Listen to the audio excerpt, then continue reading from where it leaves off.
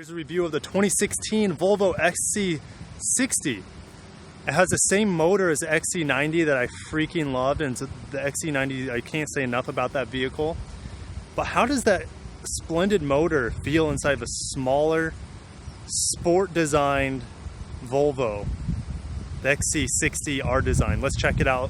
Hit that subscribe button. I'll see you on the other side of the intro. Let's go.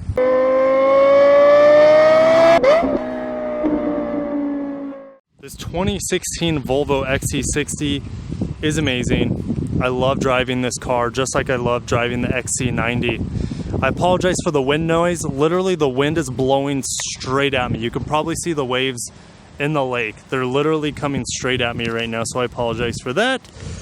So this is the first generation Volvo XC60. They started producing this in 2009, well, 2008 model year, 2009, and they finished up in 2017 when they came out with a second generation of this car.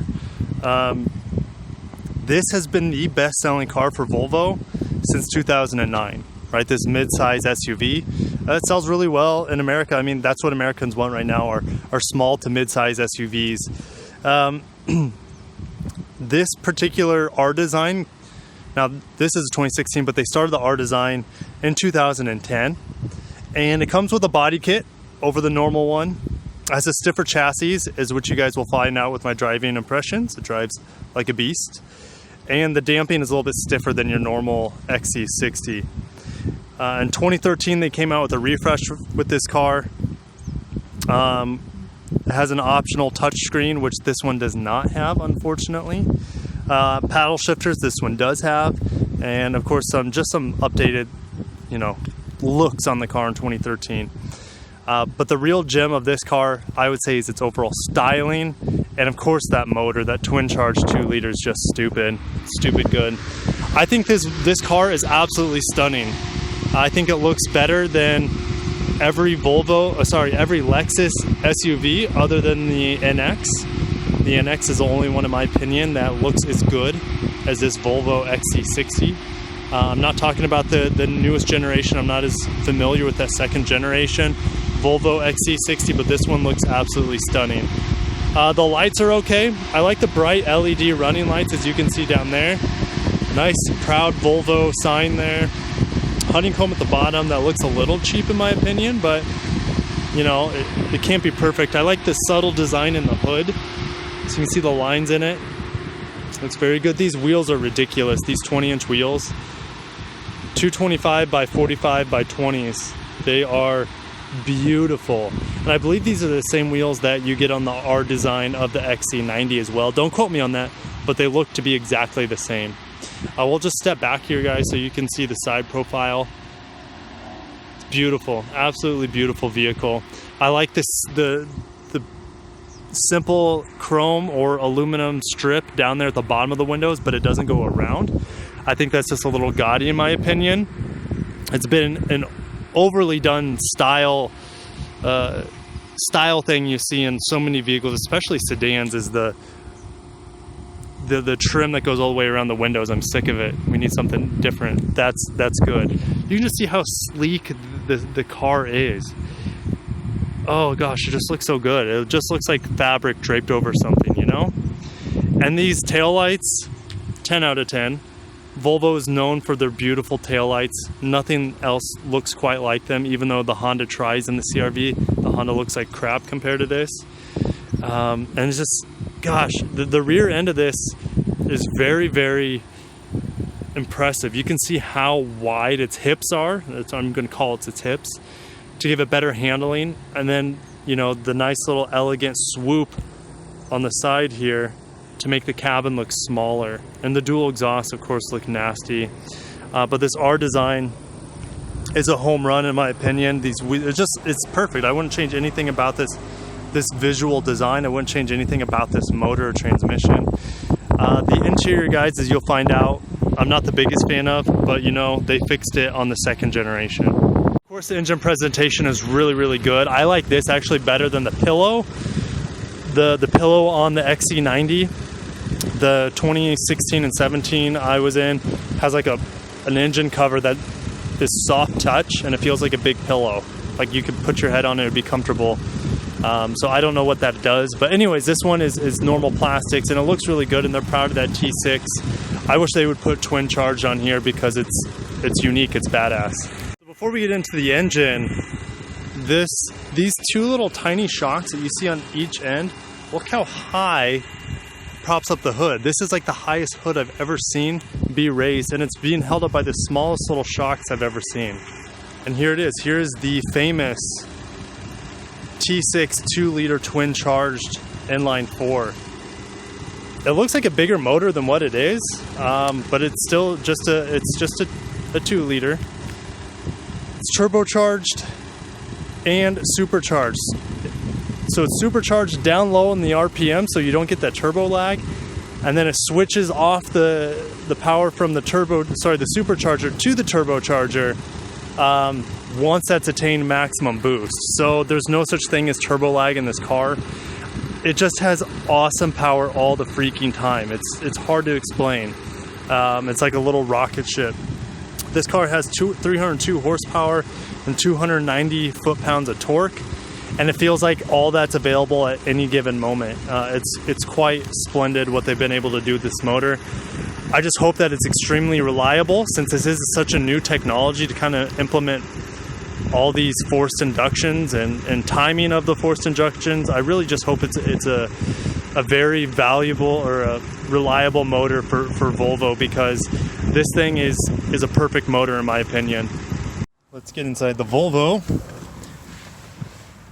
2016 Volvo XC60, the middle child of the Volvo lineup. Now they have the XC40 and the XC90, of course. You've seen my XC90 review. I freaking love those cars.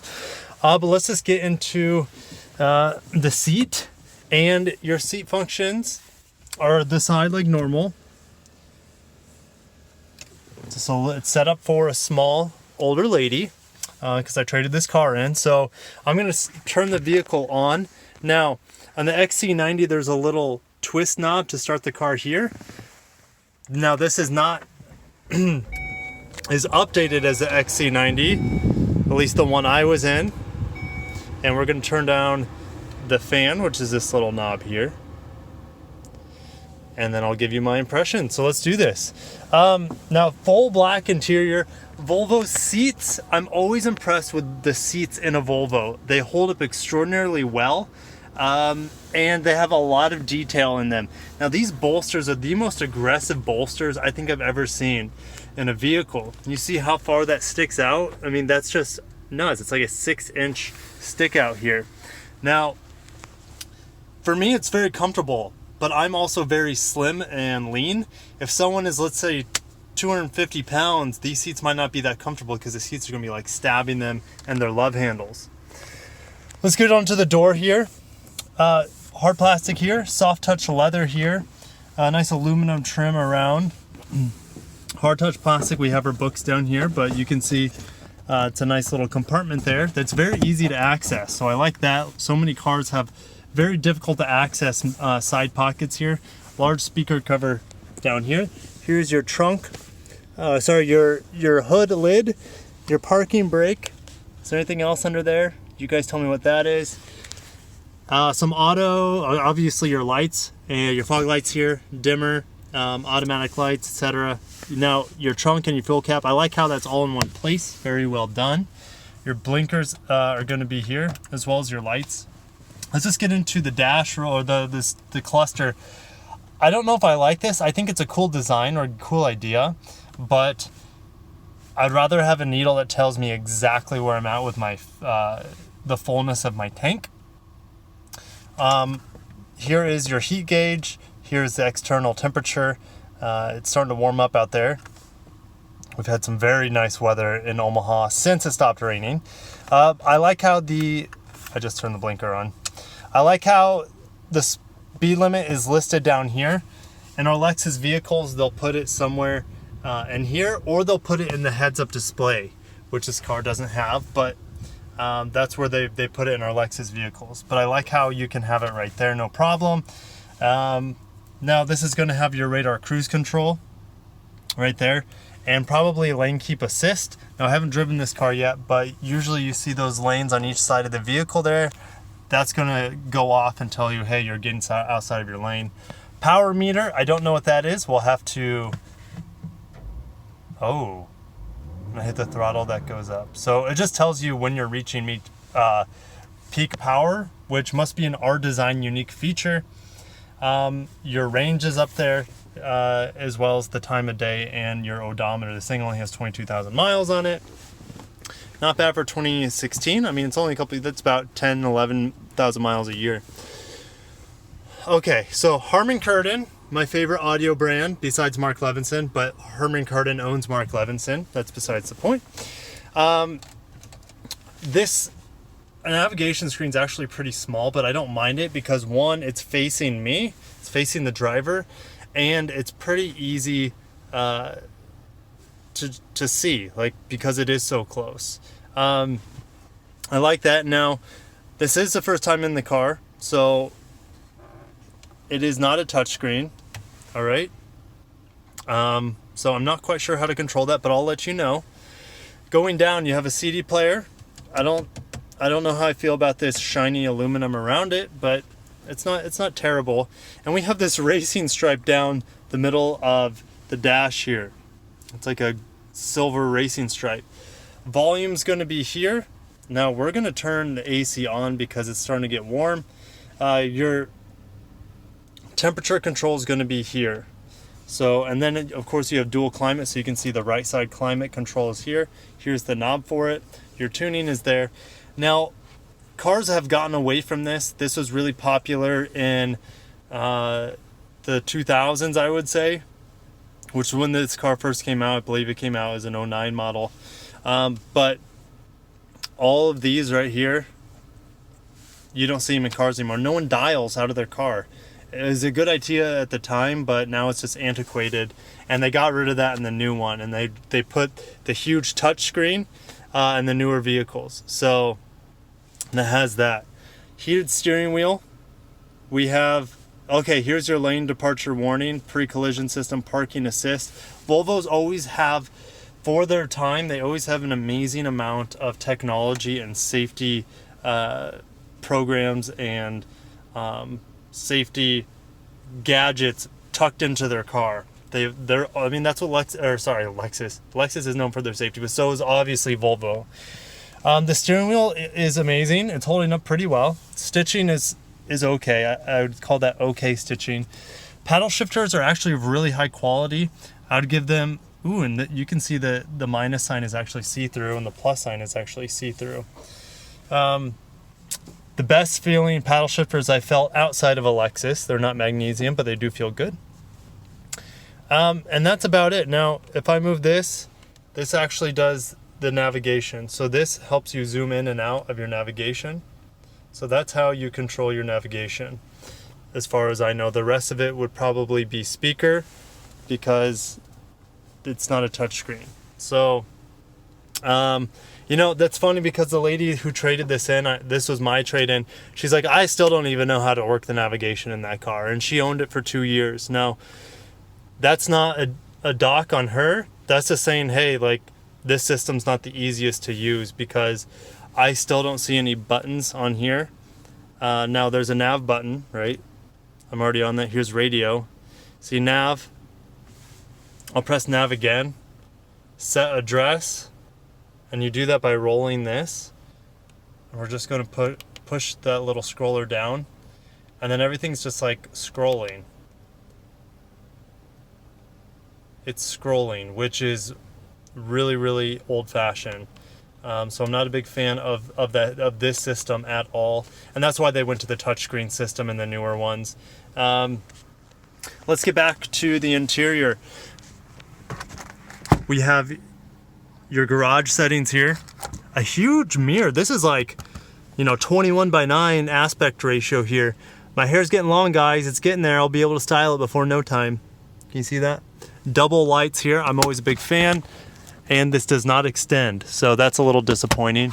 This does have like a half panoramic sunroof, and I think they did a good job with it. I'll go ahead and open that up. That controls here. So you can see that opening up, and that's a pretty large panoramic sunroof. This kind of takes you out of the experience just a little bit, but I don't mind because the people in the back will be able to look up and see through this this sunroof right here. So we're going to bring that forward because it is a little bit warm, like I said. I like the minimalistic design. So like you just have this huge, now some people might not like this because it's just too much, but the dash is just one rolling thing. Now unfortunately you really wouldn't be able to put anything up here either. So I feel like that's a missed opportunity. I feel like they could have cut into this rolling hill of dash so you could have a shelf. Here's your glove box, empty, but man, that is actually really large. So that's what's going under the mountain of dash. There's a large glove box, but I think that sums it up well. Let's go with the cup holders. You have another 12 volt here. You can roll that forward and cover things up. This has the conveyor belt design as the XC90. The XC90 has like wood or aluminum there, which looks really nice. Okay, we have a USB, an auxiliary, and we don't have another 12 volt in there, unfortunately. So, and then we have a secret compartment. Do you guys see that? I can't really bend down to see that, so I'm looking through the camera, but we have a nice secret compartment in there for you guys to hide certain things. Since it is in our design, we have nice aluminum pedals. I like that quite a bit. All right, let's get in the back. Now, I set up the seat in front of me for a 6'1" person. I do have good leg room here. I love the back of the seat. Holy cow, this is really well done by Volvo. No one's really ever sat in these back seats, so it feels like a brand new car back here. This mat pocket, albeit small, it's done really well. Now it's deep, so you could lose some things in here. I like this stitching and this kind of interesting cutout. I've never seen the back of a car look like the back of a car seat look like this before. We have a nice armrest here. You can see this kind of cuts into the side of the door to allow your arm to sit here. We have a nice vent here, no vents down there. So that's where they put them. Of course, I would have liked to seen more vents here. Another 12 volts, so it's good that we have two 12 volts and then three different settings for your heated seats, which is really nice for a vehicle of this class.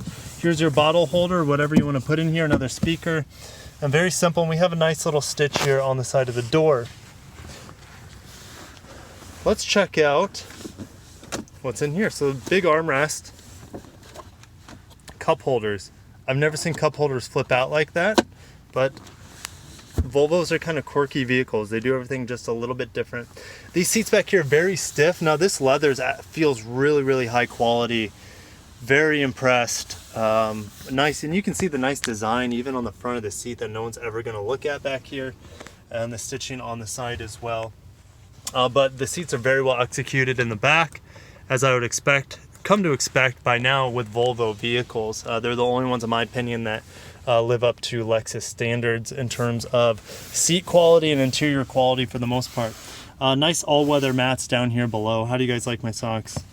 Okay, I don't know what's going on. This door is not opening, but this door over here opened. So I don't know if that's a broken door or what's going on there, but that's pretty shady if the back door is not working, or one of the back doors is working, the other one isn't. That's shady in my opinion. Let's go and see what the back storage is all about. Ooh. And that's the thing, that the Volvo vehicles, when their hatches come up and down, they don't beep to let you know that your head's about ready to get taken off. So looking at the back here, I'm extraordinarily impressed with the amount of space. And you can see this nice mat here. Now I say it's nice because it looks like rubber, but it's actually like plastic with a rubberized coating on it. There's your Volvo logo. I don't like this, but it feels like it's actually metal though. So at least that's actual metal. It's a polished kind of metal there, tin metal. And then here are your normal mats, which are actually, they have stitching on them. So I like that. This car actually has 3 12 volts. I don't know what you put back here. Guys, I asked this in all my videos that have a 12 volt in the trunk area. What would you actually put back here with a 12 volt? Let me know. Like, I don't know. I just don't know. But let's fold down the seats and see what kind of versatility we have. So I want you guys to check this out. You pull both of these levers. I like how this very naturally folds down. So when you fold it down here, It allows the seat to fold down without running into the front seat. I see that error so much in budget cars, is that you fold down the seats and then you have to move this seat forward just to get these seats flat. But this is very impressive how much space is back here for, you know, a mid-size SUV. So very, very impressed overall, Volvo, with your versatility and your design to make this car very conveniently versatile. Now, I've been dying to try some other Volvo vehicles other than the XC90. As you guys know, I absolutely adore the XC90. I think it's an amazing vehicle. I don't know if I like it over the RX 350, being a Lexus salesman, right? I got to stay loyal, but I actually do. I like it better than the RX 350. And the reason why I do, oh, there's an XC90 right there. Speak of the devil. The reason why I like it better is that it has a comparable interior, which is almost impossible to find in the automotive industry, but it has a better power plant. And this car has that power plant. This T6 XC60 has the same power plant as the XC90 in a smaller package. And I'm absolutely tickled to death that I get to experience it and get to tell you guys about it, because the most fun and engaging SUV for me was the T6 XC90. It's also one of the best looking SUVs in my opinion. And I know Volvo puts this twin charge, a supercharged and turbocharged 2-liter inline 4 that has about 300 horsepower into multiple products. So I want to see what it feels like in a smaller vehicle. I think it's just going to blow my mind. Now, this car is from a previous generation of the XC90s that I had driven. That being their flagship vehicle, of course, that gets the priority of getting updated. So that version of car I've been in has the huge touchscreen display. The interior is definitely more updated over this one with all these ridiculous buttons that no one uses. But I'm just barely touching the gas pedal, guys, and it just has so much torque off the line. Now, no one's in front of me here at the stoplight, so when I merge onto the freeway here, I'll be able to give you... now this car's warmed up. It's been running for a while now, so it's at a good operating temperature. I'm going to get into it and see what this twin charged motor can do for me. Here we go. Jeez Louise, come on, no, why? Why does this car have so much power? It feels like it has 500 horsepower. I'm not kidding. Like, it feels like well, we know it doesn't, right? We know it has about 300 horsepower. I think this particular one has like 302 horsepower. But how quick and responsive the transmission is, and there's no power lag. Like, it feels like you have 300 horsepower on tap all the time, because this supercharger gets rid of the turbo lag. So this car runs on the supercharger at low RPMs. So while the turbocharger is building boost, you still have that power from the supercharger. Then it switches to the turbocharger, and then you have maximum boost, and you're just flying through space and time. Here we go. Pedal to the metal, and it's gone. It's gone. I don't know why I like it so much. Ooh, that was cool. So the lane departure alert, it kind of gave me this. I'm going to do it again so you guys can hear it. Do you hear that? It sounded like a really quick metronome. I'll do it again. Hopefully you guys can hear that on your end. How does the steering feel? The steering in this R design is super tight. I like it for me. If you guys like a nice loose steering though, you might prefer a different car, or at least the non R design T6, so you get that same engine, which I'm gonna get in. I can't not get into it. Gosh. Now I drove the 6.2 liter Hemi Jeep Grand Cherokee. Now that car was awesome. The engine sounded amazing, but it wasn't exhilarating as this engine and the Volvo product. I don't know why. It's very subjective, but this car is so responsive with this engine. Anyways, the steering is very, very tight. I like it, but you can't really be lazy with it. Of course, when you're going straight, you can be lazy with it because this car is going to go straight. But in the turns, it's a very, very tight. So you gotta be kind of, you gotta have some strong muscles. I'll just say this. So if you're like a frail person, you might not want to have this tight of steering. In our Lexus vehicles, in our F Sport, you can adjust the steering based on what sport mode you're in. So this car, it's just tight steering all the time. I don't mind. But compared to most vehicles, this is very, very tight steering. Engine noise is kind of, no, sorry, I should say road noise. Road noise is fairly loud in this car. I can hear the wind gusting. The road noise itself isn't that bad, but I hear a lot through the windows. So it's not as quiet as a Lexus, but you know, I'm okay with that because I'm not going to let this Ford Fusion behind me get in front of me. It's just so much power. Now I know it's not the world's most powerful SUV. It's not even close. You know, that's probably the Trackhawk. But this is usable power.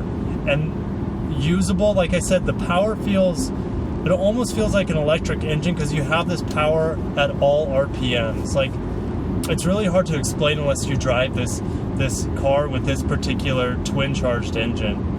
Visibility is really good in here. The side windows aren't that big, but the front windshield gives you really good visibility. So I like that. I like this iteration of blind spot monitors. You guys will see this Volkswagen SUV is coming up behind me, and you can see this orange light right here comes up. I like that way better than the normal blind spot model. I should say the normal because Lexus is my normal. So Lexus has it way out here on the side of the mirror. I prefer this a lot more because you don't even have to look outside there. So nice job, Volvo. I know a lot of other companies put it in here as well, inside the cabin instead of out there on the mirror. I'm sure Lexus does it because they're like, hey, you know, you should be looking in your mirrors. You know, make sure you look in your mirrors. Yeah, well, I don't want to look in my mirrors all the time, and this light here, when it goes off, as you guys might see here, I don't know if it will, brake test. Brakes are good. They're not as good as I'd like them to be. Totally B+ material for brake feel, but the brake effectiveness isn't as good as it could be. It could be. But anyways, that's my blind spot monitor rant. Okay, we're gonna get into our braking test.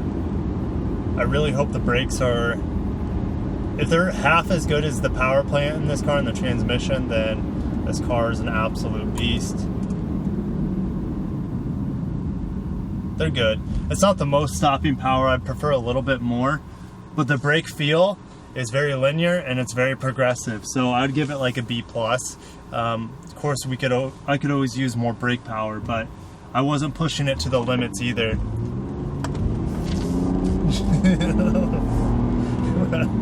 Oh, there's so much power down low in this car. Well, at all RPMs, as you guys know, especially down low. Holy cow. And you can hear just the faintest whine of that supercharger. It sounds pretty cool. Okay, how is the, okay, oh yeah.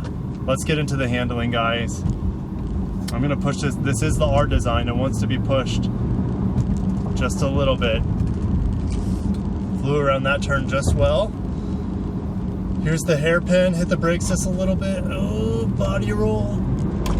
Oh my god. This engine, man, out of that turn.